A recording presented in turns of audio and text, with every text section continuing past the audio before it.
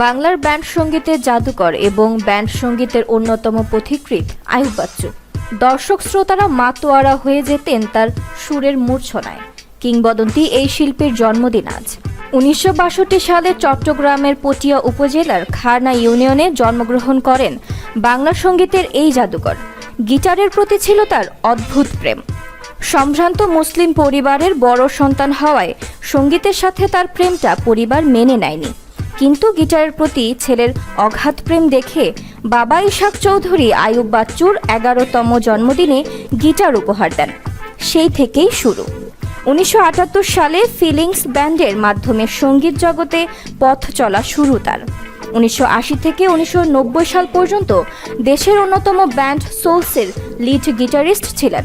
1991 সালে নিজেই গঠন করেন নিজের ব্যান্ড এলআরবি। তখন সোলসের লিড ভোকালিস্ট তপন চৌধুরী সোলসে গান করতেন। মন শুধু মন ছুঁয়েছে গানটি ব্যাপক জনপ্রিয়তা পাওয়ার পর নিজের একক ক্যারিয়ার নিয়ে ভাবতে শুরু করেন। তারপর সোলস ছেড়ে চলে যান। সে সময় সোলসকে টিকিয়ে রাখার জন্য আইয়ুব বাচ্চু পার্থ বড়ুয়াকে দায়িত্ব দিয়ে নিজের ব্যান্ড এলআরবি গঠন করেন।